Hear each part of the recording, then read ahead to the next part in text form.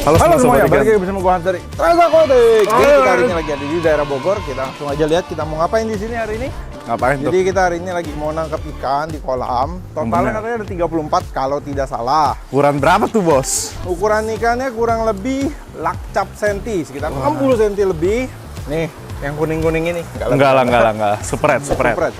Spread. Nah, ini ada Mas Andi.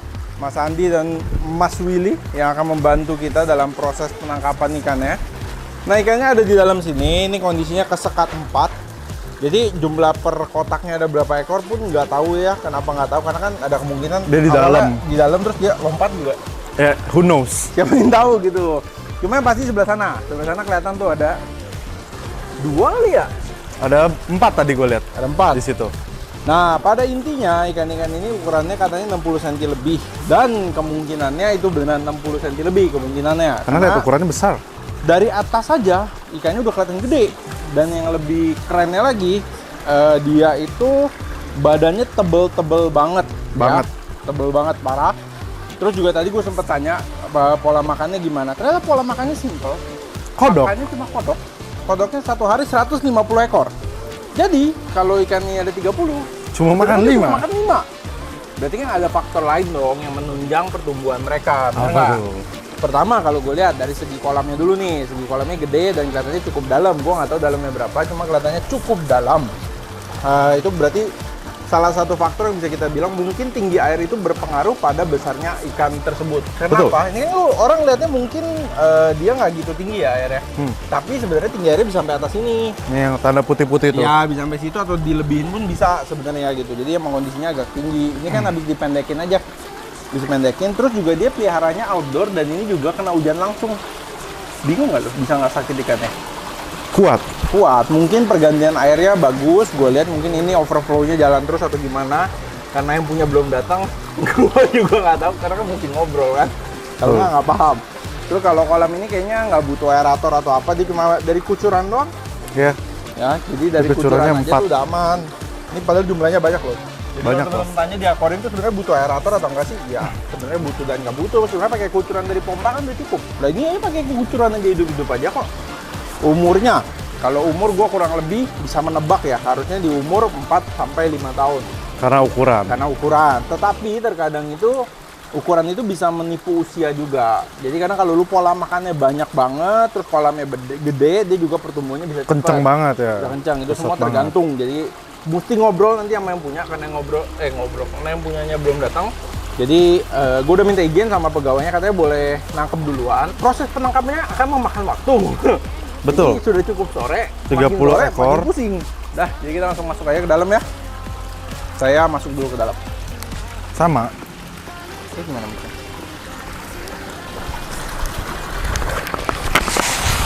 Oh, ini bukannya di sini nih. Boleh kan?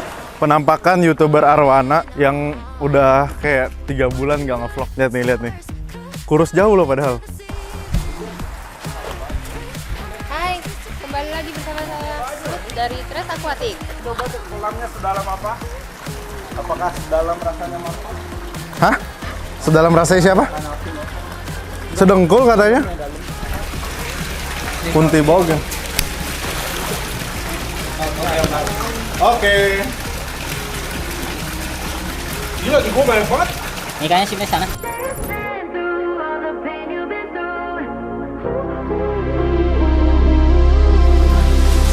Can you feel it? Can you feel the thunder? Can you feel the love? It's coming through the walls and all the hearts are lighting up. Colors that bring you back to life. Dreaming inside a disco night. All my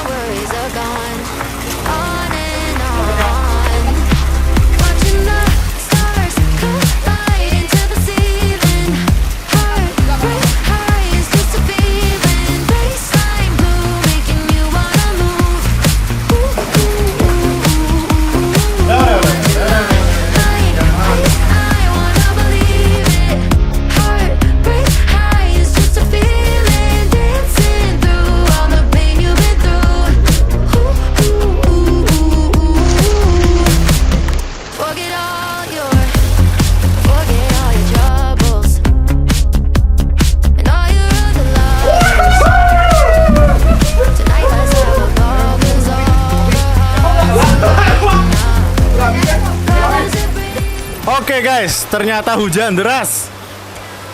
Untung sudah kelar. Apa? Iyalah. Jadi kita semua sudah kelar ya. Ini lagi dimasukin ke truk semua. Nah, kita langsung OTW Jakarta deh, soalnya takut macet banget. Oke, kita sudah sampai. Tapi yang sisa di truk belum datang. Kenapa sih alasannya bisa kebalik ikan kolam tuh? Jadi mungkin waktu penangkapannya itu kan, ini kan ikan gede ya. Udah gitu di kolam kita juga nggak 100% bisa lihat ikannya. Jadi mau nggak mau kita harus bikin dia capek banget gitu loh. Dan memang ikan-ikan yang betina ini kan biasanya gendong telur dan segala macam, dia maboknya lebih cepat gitu loh. Jadi yang dilakukan ya kita langsung pulang, kita oplos, kita pulihkan dia. Nah, karena yang 3 sekali pulih cepet tuh. Cuman yang ini mungkin maboknya lebih akut. lebih akut nih gitu. Cuman dia udah berenang. Ini cuma mesti dipegangin dikit aja. Kita udah sampling ukur tadi. Ukurannya berapa? 63 cm ya? Nah yang ini tuh sebenarnya ya guys, kalau lagi kayak begini nih, yang paling berat tuh nanti ngejaga airnya dulu. Karena pertama kali ikan dari kolam tuh masuk ke sini dan dia akan selalu copot. Jadi setiap berapa saat kita harus kuras airnya, kuras sedikit, masuk dikit, kuras sedikit, masuk dikit. Jadi airnya harus fresh terus. Karena begitu ada yang tendirnya rusak, dia akan merusak satu bak semua. Ya. Jadi ini nggak boleh bener-bener nggak boleh kelolosan ganti air ya. Iya. Nggak boleh jebol. Nggak boleh jebol. Ini aja tuh kelihatan tuh lendir-lendir Jadi kita ngangkat. begitu udah, istilahnya begitu ikan ini udah stabil dikit, kita ganti air. Nanti setiap 3 jam, 2 jam kita ganti air lagi. Nah, setiap ganti air kita kasih aquasave, kasih stress guard gitu loh, supaya semuanya Lebih bagus. jalan dengan lancar. Lendirnya kejaga. Karena yang namanya kita nangkep di kolam kan, lihat aja nih, pasti lendir copot. Iya, lendirnya kelihatan copot. Itu jaga aja sih, dia masih kuat-kuat nggak kuat gitu loh. Iya. Ini dengan megang gini juga lendirnya copot nih masalahnya.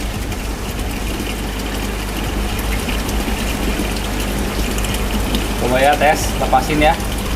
Coba lepasin. Nah ini mendingan nih. Tapi dia masih tuh, masih ngambil, Masih ngambil. goreng. Tapi udah bisa masuk. Berarti kalau kayak gini tuh kita nggak boleh pakai obat kan? Sementara. Disarankan jangan, tapi nanti kalau udah stabil semuanya ya boleh. Boleh, baru kita karantina. Gila sih, ini besar sekali sih. Tadi kita expect-nya 50-an. 50 besar. Ternyata, oh ternyata. Nah ini dijagain kepalanya biar dia tuh nggak selalu ngambil napas ke atas. Ini ciri-ciri ikan. Ikan tuh bisa dikatakan kurang oksigen ketika matanya benar-benar masuk ya. Apa enggak? Nggak tahu. Tapi biasanya kejadiannya kayak gitu. Ya. Biasanya kejadiannya kayak gitu. Ketika ikan mengap parah, kurang oksigen, matanya biasa agak masuk. Ini pernah, soalnya dulu kita pernah dapat silver kayak gini semua, inget ya? Oh iya, benar. Sampai kebalik-kebalik di kantong waktu mau kita lepas. Harus sabar sih. Iya, harus sabar. Jadi teman-teman sekarang kita udah kelar nih, belum kelar sih, masih menangani 4 ekor yang di sini. Kita masih nunggu ikan-ikan yang lain masih di perjalanan. Total tadi katanya sih ada 36, cuma gue juga belum hitung berapa, cuma pasti ini 4. Sisanya ntar kita bakal lihat bareng-bareng lagi waktu udah nyampe. Semoga kondisinya aman ya. Jadi emang 4 ikan ini tadi kita masukin ke mobil duluan. Kenapa kita masukin ke mobil duluan? Soalnya 4 ikan ini kondisinya waktu di kantong tuh dia emang kebalik. Dan buat biar lebih cepet, jadi dia masuk mobil sama kita orang biar sampai sininya lebih aman. Dan kenapa mereka bisa kebalik? Biasanya ya kalau ikan-ikan gede kayak gini, ini tadi sempat diukur, dia ukurannya 60-an cm lebih, bahkan ada 63 ya. Ya 60 cm lebih lah ya kurang lebih. Nah biasanya ikan-ikan kayak gini kan mereka tuh berenang di air yang tinggi. Nah ketika mereka masuk ke kantong airnya pendek, nah kadang suka bermasalah, jadi suka kebalik. Makanya mesti buru-buru dibawa dan buru-buru dibangunin ikannya. Ya capek. Nah pada intinya ikan ini sekarang udah lagi berusaha distabilkan nih. Kita kasih aerator banyak. Harapannya ya semoga yang ikan ini kan masih dalam perjalanan, udah nggak ada yang kebalik lagi harapannya ya. Tadi sih waktu masuk packingan emang nggak ada yang kebalik, cuma 4 ekor ini aja lah pokoknya tadi yang kebalik. Ini pun kondisinya udah baik, udah pada mulai bangun. Semoga yang masih di perjalanan masih aman ya, semoga aman. Nah teman-teman ini udah datang, jadi beda waktunya kayaknya sejaman ya. Mereka udah datang, jadi kita bakal buka dulu semua boxnya untuk memastikan nggak ada yang kebalik lagi. Karena kalau ada yang kebalik butuh langsung karantina cepet. Dan setelah kita telaah ya, kayak satu ginian cuma muat 8. Awalnya mungkin kita perkirakan bisa muat 10 sampai 15, cuma efek lepas lendirnya terlalu banyak, jadi bahaya kalau dia terlalu padat. Jadi kita ada 2 bak fiber, ini bakal diisi 8, itu juga bakal diisi 8, sisanya akan dipecah ke akuarium yang ada dulu untuk sementara waktu. Sebisa mungkin pokoknya ya, kita bakal nyiapin dulu dipisah satu semua. Yuk, ikuti keseruannya. I was sure that it'll be easier to clear you from my mind. Struggle with dusty corners till we're filled with faded bombs.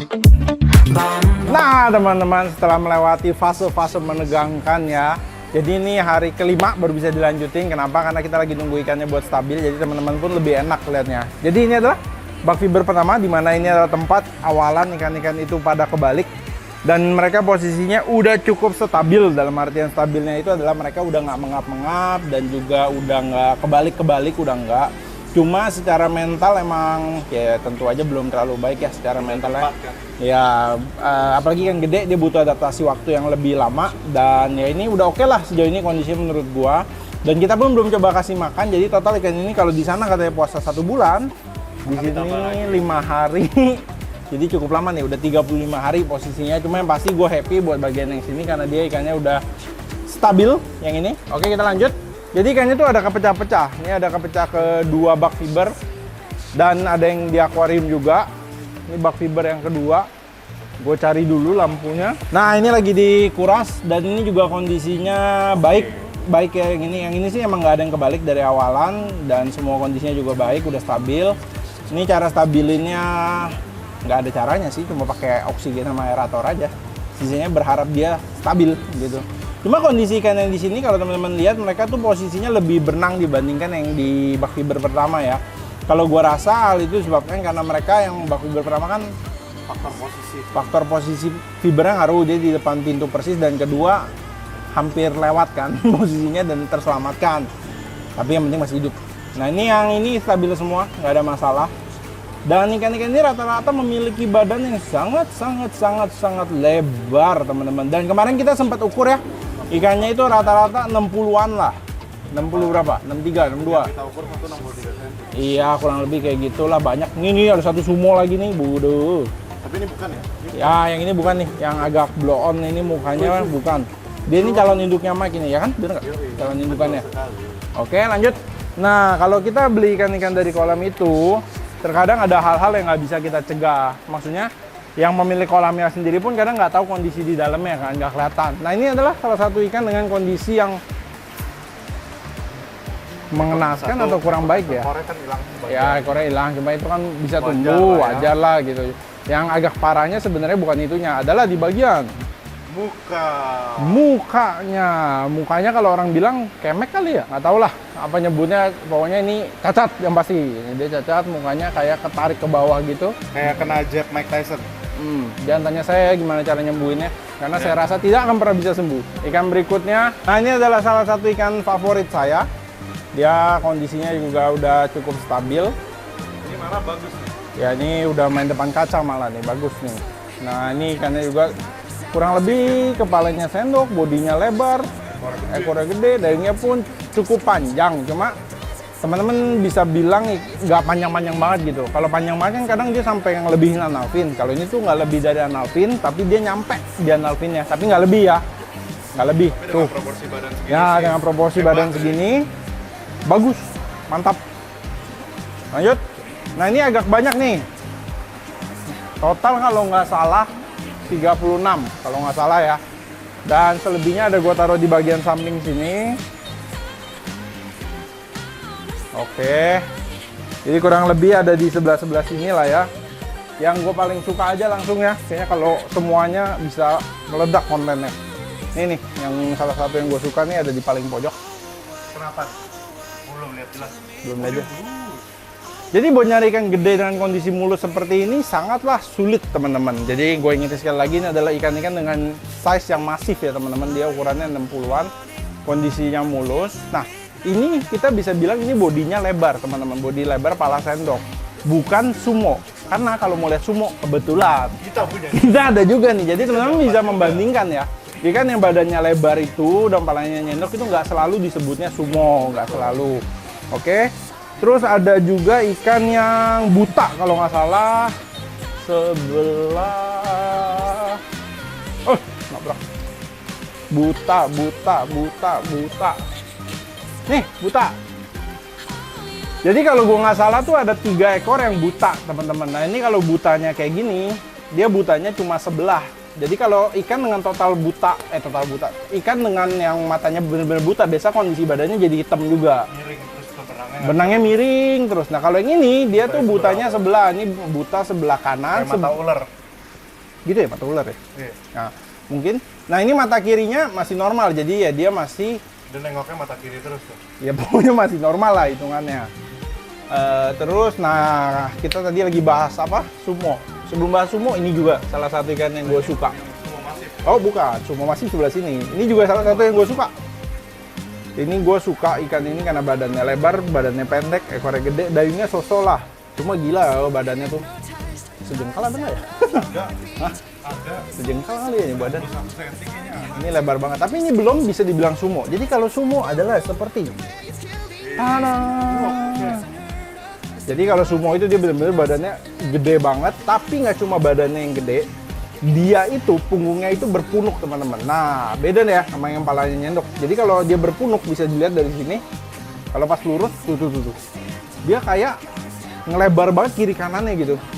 Gendut, terus juga dia badannya agak pendek nih teman-teman. Nah inilah ikan dengan sebutan sumo. Sumo banget, bulat dia. Terus ada lagi ikan di bawah sini. Ini juga salah satu ikan yang gua bilang sih oke lah ya, dia mulus kondisinya. Tapi dia baret di muka, terus juga ini lebarnya gue bilang ya kalau kayak gini dia kurang rata ya. Jadi dia lebar di depan tapi ngecil ke belakang. Kalau yang dari tadi itu kita lihat dia lebarnya rata-rata tuh ya agak ngotak lah, walaupun agak ngecil ke belakang, cuma nggak kayak gini. Ini kan dia kecil ke belakangnya agak jauh ya, ke belakangnya kayak cut gitu. Oh ya, ada satu ikan lagi yang sebenarnya ada minusnya juga, kita bakal lihat yuk di sana minusnya apa. Gue nyebutnya dayungnya tirek. Nah, penasaran kan? Ayo kita lihat arwana dayung tirek. Nah, tadam. Nah, ini adalah ikan sayang banget, padahal nih kan kondisinya bagus kalau gue bilang. Cuma sayang, dayungnya tuh. Apa itu? Bener-bener dayungnya pendek banget yang sebelah kanan. Nah, ini dayung kirinya kan lumayan nih. Normal lah gitu kan. Walaupun pendek. Tapi dayung kanannya lebih masif pendeknya. Dan nggak bergerak loh. Gue sih dari kemarin udah merhatiin nih dayung kanannya teman-teman. Hampir nggak pernah bergerak sih. Begitu aja. Padahal sayangnya ikan ini bagus. Tapi kan resiko ambil ikan kolam. Ya, resiko ikan kolam tuh gitu teman-teman. Jadi kita nggak bisa memilih mau yang mana. Mesti ambil semua. Kayak gini kan bisa jadi induk. Bisa jadi induk, cuma kayaknya kalau jadi induk tangan anaknya tangan tirek nggak ya? Oke, masih ada satu lagi yang gue suka. Yuk kita lihat yuk, satu lagi yang gue suka. Nah ini adalah ikan terakhir yang gue lumayan suka. Ikannya kenapa? Karena dia dayungnya lumayan, badannya lumayan, palanya lumayan, bodinya juga tuh nggak ngecil ke belakang dan ekornya cukup besar sih. Jadi kondisinya kurang lebih bentukan ikannya kayak gini ya. Ini kan kita ngambil sampel ceritanya gitu. Tapi kurang lebih kondisinya semua kayak gini. Jadi kalau gue tanya-tanya juga, kemarin itu kita nggak sempat ngevlog sih sama yang punya ikannya. Cuma katanya dikasih makan kodoknya itu kurang lebih 150. Nah kita pikir kan kemarin kan 150 kodok itu kan dikit kan. Ternyata bukan kodok kecil guys. Tahu nggak sih kodok yang segini lah pokoknya, yang gede-gede. Jadi 150 kodok itu kodok gede. Jadi makanya jadi kayak gini. Jadi wajar. Gue pikir kalau kemarin makan kodok kecil 5 kedikitan. Kalau sekarang satu ikan makan kodok yang gede gitu 5. Hitungannya kayak cukup banyak ya. Oke teman-teman, kayak cukup sekian konten kali ini. Dan harapan kedepannya ya, semoga nanti bakal dilanjutin mungkin di Reels. Kita bakal ngeliat progres ikan ini kedepannya gimana. Mereka mau makan atau enggak. Karena mungkin nggak pernah makan udang kali ya setahu gua. Nggak kelihatan juga ya. Cuma kalau dari bakat warna sih lumayan bagus. Ya harapannya semoga dia pada mau makan udang lah. Oke teman-teman, jadi jangan lupa tinggalkan like, komen, dan subscribe channel YouTube Trash Aquatic. Jangan lupa juga untuk follow Instagram kita di trash.aquatic. Jangan lupa follow TikTok kita, jangan lupa join Telegram kita. Jadi bye-bye semuanya, salam Trash Aquatic.